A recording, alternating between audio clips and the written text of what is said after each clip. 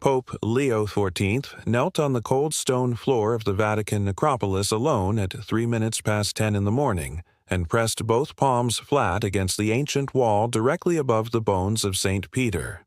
No cameras, no cardinals, no one but a single Swiss guard posted 40 meters behind him at the iron gate, under strict orders not to follow.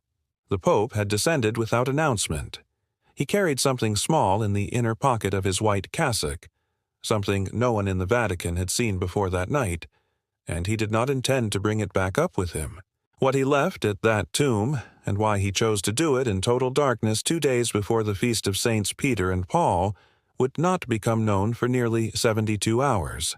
And when it did, it silenced every corner of the Catholic world. The Vatican necropolis. The Scavi, as it is known to the few who have walked its corridors, sits directly beneath the high altar of St. Peter's Basilica. It is not a catacomb. It is not a crypt in the ordinary sense. It is a Roman cemetery, a city of the dead, preserved almost perfectly since the 1st century. Pagan tombs sit beside early Christian ones. Frescoes of Dionysus share walls with crude scratches of the Chi-Rho symbol. Mausoleums built for wealthy Roman families stand shoulder to shoulder with humbler graves marked only by a tile and a name scratched in plaster. And at the deepest point of that underground labyrinth, behind a wall of red plaster that archaeologists first breached in the 1940s, there is a collection of bones wrapped in fragments of purple and gold cloth. Those bones, according to the judgment of Pope Paul II in 1968, belonged to Simon Peter, the fisherman from Galilee, the first bishop of Rome, the rock upon which the entire church was built. No sitting pope had spent more than a few ceremonial minutes at that site in decades. The Scavi is fragile. It is climate-controlled to within half a degree.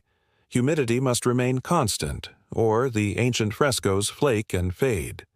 Access is limited to small tour groups of 12 persons maximum, always accompanied by a guide, always on a fixed path, always brief.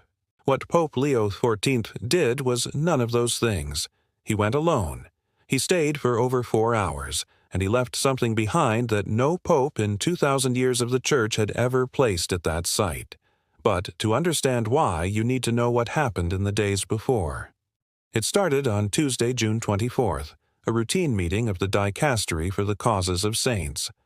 One of those sessions that never makes the news, that deals with paperwork and procedure and the long, slow machinery of canonization.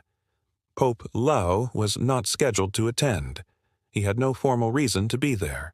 But at 9 that morning, he appeared unannounced in the doorway of the meeting room on the 3rd floor of the Apostolic Palace. The 7 officials inside stood immediately. One of them, a Monsignor who had served in that dicastery for over 20 years, a man who had seen 4 pontificates come and go, later described the Pope's face as looking like a man who had not slept in 2 days. There were shadows beneath his eyes. His shoulders carried a tension that was visible even beneath the white cassock. He stood in the doorway and said nothing for nearly 15 seconds. Then he asked a single question. How many causes are currently suspended due to incomplete testimony from witnesses who are now dead? The room went quiet.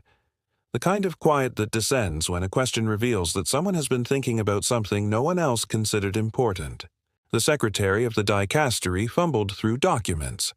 Paper documents, not digital, because that office still worked largely on paper. He consulted a ledger. He checked a second file. The answer, when it came, was 143.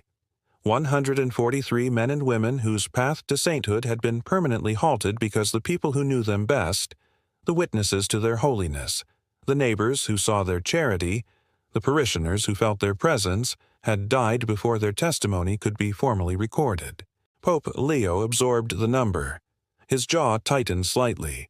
He nodded once.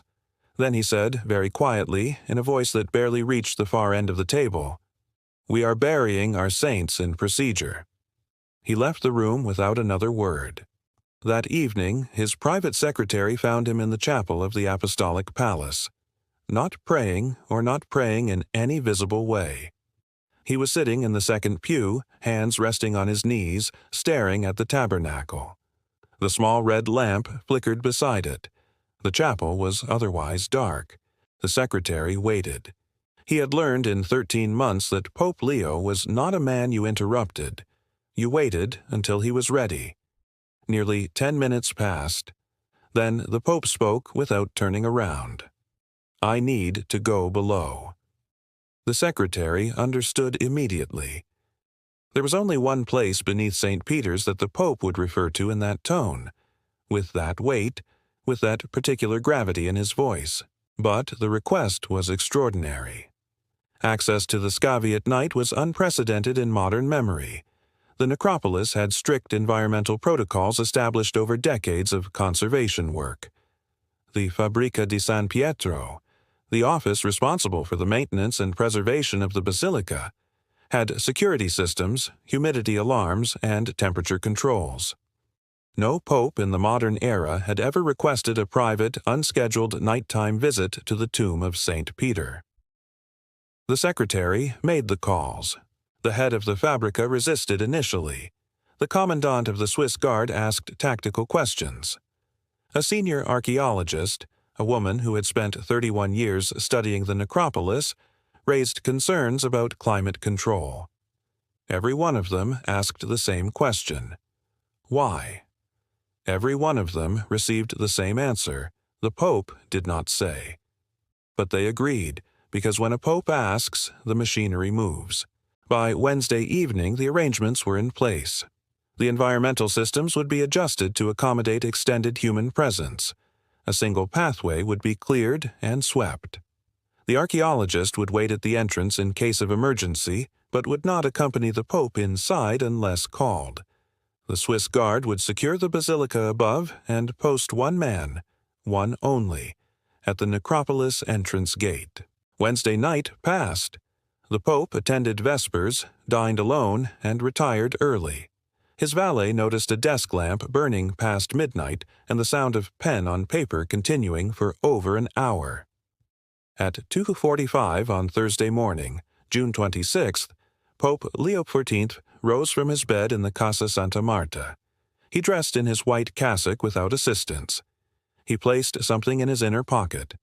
Something flat, something that fit against his chest like a second heartbeat. His valet, half asleep in the adjoining room, heard the door close softly and noted the time out of professional habit. The Pope walked through the darkened corridors alone, past the sleeping residence where priests and monsignors lay in their narrow beds, through the side entrance that connects Santa Marta to the Basilica complex, across the empty expanse of the square where only 2 guards stood watch in the warm summer night. The cobblestones still radiated the heat of the Roman day. He entered the basilica through the Arch of the Bells. The vast space was black except for the eternal lamp above the main altar, a single point of gold in an ocean of darkness. His footsteps echoed against the marble floor in a rhythm that, in that silence, seemed to carry the weight of every pope who had walked there before him. At the entrance to the scavi, the archaeologist was waiting, a woman in her 60s, gray-haired, wearing a practical jacket and flat shoes. She had prepared a small flashlight and a pair of cloth shoe covers. Pope Leo thanked her. He took the flashlight. He put on the shoe covers with the careful patience of a man who respects the work of others. Then he paused and looked at her directly. "Have you ever been down there alone?" he asked. She hesitated. "Once," she said. "Many years ago, after hours. I wanted to listen." "What did you hear?" "Nothing," she said. "That was the point." The Pope held her gaze for a moment. Something passed between them, an understanding that did not require words. Then he turned and descended. The staircase leading to the necropolis is narrow, steep, and poorly lit even during visiting hours. The walls close in. The ceiling drops. At 3 in the morning, with only a small flashlight, it must have felt like descending into time itself. The air changed within the first 10 steps, cooler, thicker, carrying the mineral scent of ancient stone and the particular stillness of places sealed from the living world for centuries. The necropolis stretches in a long line beneath the basilica. running roughly east to west. The tombs are arranged along a central path no wider than a corridor, each one a small chamber with its own architecture, its own frescoes, its own dead. Some are pagan, wealthy Romans who expected their afterlife to resemble a banquet. Some are early Christian, marked with anchors and fish and the crude symbols of a faith that was still illegal. Some are ambiguous, the earliest believers hiding their devotion among acceptable Roman customs. Pope Leo walked slowly. The flashlight played across walls that had not seen natural light in 19 centuries. He passed the tomb of the Julii, with its famous mosaic of Christ depicted as the sun god driving a chariot across the heavens. One of the earliest surviving images of Jesus, hidden underground since the 2nd century, unknown to the world until workers digging foundations struck its ceiling in 1574. He passed the tomb of the Egyptians, with its painted scenes of the afterlife. He passed dozens of chambers, each one a frozen moment from an empire that had tried to destroy the faith he now led. And then he reached the end. The tomb of St. Peter is not grand. It is not ornate. It is a simple wall of reddish plaster, the so-called Red Wall, dating to approximately 160 AD, with a small niche cut into it. Behind that wall, in a cavity first discovered during excavations ordered by Pope Pius XV in 1942, were found the bones that would consume decades of debate. The graffiti wall beside it is covered in scratches from early pilgrims. Names, prayers, and the repeated phrase, Petros eni, Peter is within. Those scratches date from the 2nd and 3rd centuries, proof that Christians knew from the very beginning exactly where his body lay. Pope Leo XIV stood before that wall and did not move for a long time. The flashlight rested on the ground beside him, casting its beam sideways across the ancient floor, throwing long shadows behind the protective glass panels. What was he thinking? No one can say with certainty, but those who know him, those who have watched this quiet, methodical man from Chicago navigate the first 13 months of his papacy through reforms and resistance, through isolation and determination, they might guess. They might guess that he was thinking about foundations, about what holds a thing together when everything above it shakes, about what it means to lead a church of 1.4 billion souls when you yourself are only one man standing in the dark, pressing your hands against a wall behind which lies another man who was also only one man, a man who failed spectacularly, who denied everything he believed in the moment it mattered most, and who still became the rock. Because the church in June of 2026 was carrying a weight that did not make headlines. Not scandal, not this time, not politics or schism or the usual pressures that generate commentary and outrage. Something subtler, something more dangerous. Exhaustion. The faithful were tired. Not angry, not rebellious. Simply profoundly tired. Priests were leaving, not in scandal, but in silence, slipping away into civilian life without protest. The young had already gone, and the old, the ones who had held on through everything, through every disappointment, through every broken promise of reform, through the long decades of clericalism and abuse and institutional arrogance, they were dying. Thousands every week, tens of thousands every month. The generation that remembered the Latin Mass, that had built the parishes with their own hands and their own money, that had tithed through poverty and shown up every Sunday without fail. They were leaving this world and taking with them something that could not be replaced by any program, any synod, any papal document.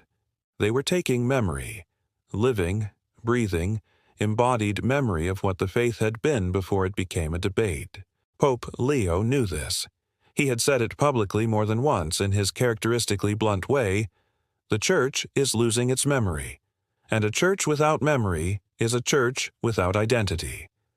And now, at 3 a.m, 2 days before the feast of Saints Peter and Paul, the feast that celebrates the foundation stones of the Church, the feast that honors the memory of 2 men who died so that the rest could believe, he was standing at the oldest memory of all, He knelt. The stone was cold, even in the controlled climate. His knees pressed against the ancient floor. He placed both palms against the red wall, fingers spread wide, as if trying to feel a heartbeat through 19 centuries of plaster and bone and silence.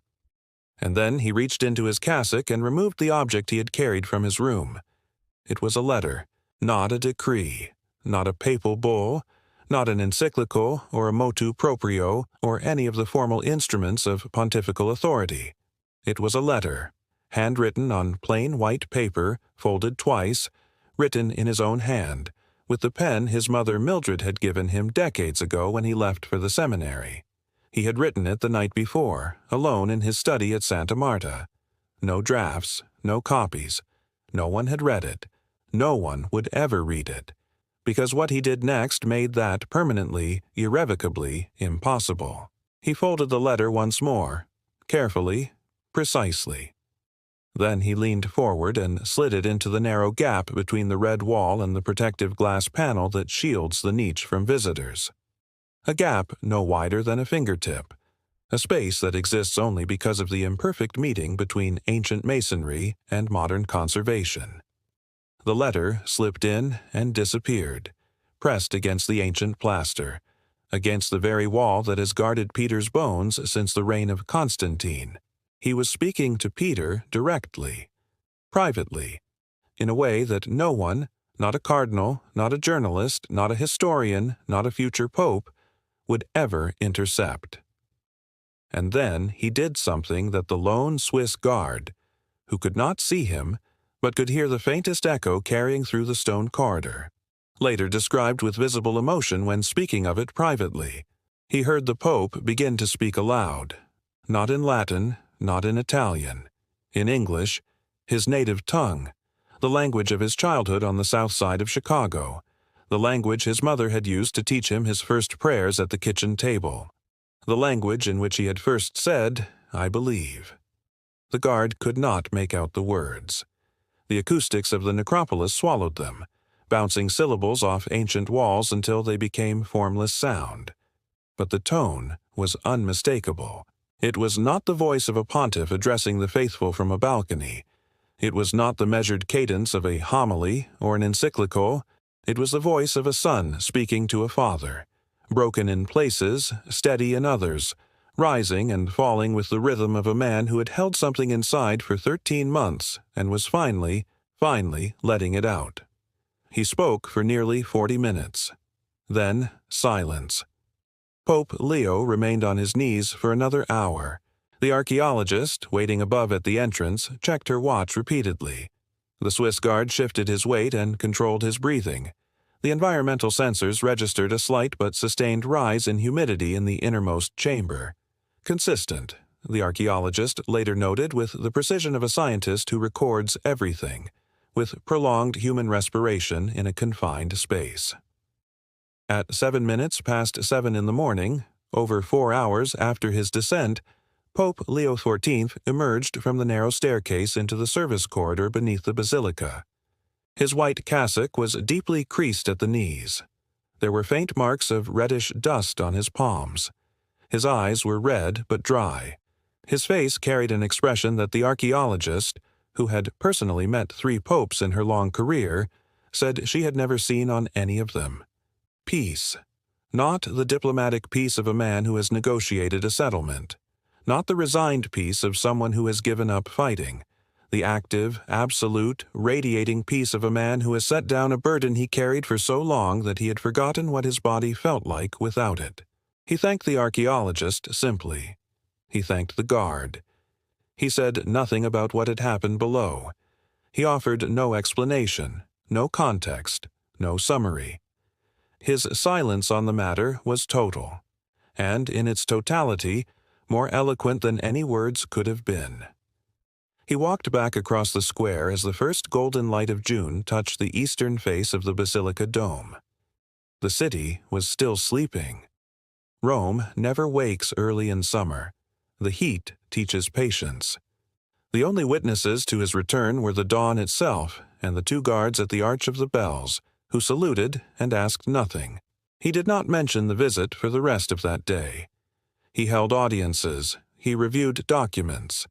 He attended Vespers and was seen speaking briefly to a young priest afterward, smiling, which was noted because Pope Leo does not smile casually. But something had changed. Those closest to him noticed it immediately. His private secretary said privately that the Pope seemed lighter, not in mood exactly, but physically, as if some invisible weight had been lifted from his frame. A Monsignor who briefed him on Friday morning said that the Pope listened with a quality of attention that was almost unsettling, a stillness and presence that had not been there the week before. He asked fewer questions, but better ones. He made 2 decisions in that meeting that had been pending for weeks, making them quickly and without the hesitation that had marked his recent deliberations. And on Saturday evening, June 28th, the vigil of the Feast of Saints Peter and Paul, Pope Leo did something that no one in the liturgical office expected. He asked the master of papal liturgical celebrations to add a single line to the next morning's homily, a line that had not appeared in any papal homily for this feast in the memory of anyone currently serving in the Vatican. A line so personal, so uncharacteristic of formal liturgical language, that the master initially asked if it was a suggestion rather than an instruction. It was not a suggestion. The line was this: "I have spoken to Peter. He knows what I carry," and his answer is the same as it was 2,000 years ago on the shore of Galilee. Follow. The liturgists were confused. The theologians on the Homily Review Committee debated its meaning. The Communications Office asked for interpretive context to prepare for press questions. The Pope provided none. When the homily was delivered on Sunday morning, June 29th, to a crowd of over 60,000 gathered in St. Peter's Square under the summer sun, that single line landed like a stone dropped into absolutely still water. The silence that followed lasted nearly 8 seconds, an eternity in a papal address where every pause is measured and every beat is scripted. 8 seconds of 60,000 people holding their breath simultaneously. And then, from somewhere deep in the crowd near the obelisk, witnesses later said a single woman began to weep. Not from sadness, but from recognition, from the sudden, overwhelming sense of being seen by someone who understood what it was to carry doubt and still believe. And then another voice joined hers, and another. And the sound spread like a wave across the square. Not applause, not cheering, but the collective exhalation of something that had been held too tight for too long by too many people. The cameras caught it. The networks replayed it throughout the day. Commentators debated what it meant, whether it was rehearsed, whether it was spontaneous, whether the Pope had really gone to the tomb, or whether it was a rhetorical device, a metaphor for prayer. But those who had been there that night, the archaeologist, the guard, the secretary, they knew. They knew it was not metaphor. They knew that somewhere in the darkness beneath the basilica, pressed against a wall that has stood since the 4th century, there's a letter written in the Pope's own hand that no living person will ever read. And they knew, without him ever saying it directly, without a single word of confirmation, what that letter must contain. It contains what every leader carries and what no leader admits publicly: doubt. The specific, personal, 3 a.m. doubt that whispers, "Are you enough for this? Is this the right path? Will they forgive you for what you have failed to do?" And it contains the truth that drove him underground, the thing he came to understand in 13 months on the chair of Peter. You do not carry the church. The church carries you. And the man beneath that wall knew that better than anyone, because he failed completely. He denied everything. He wept in a courtyard while a rooster crowed, and he still became the foundation. Peter's answer to doubt was never certainty. It was obedience.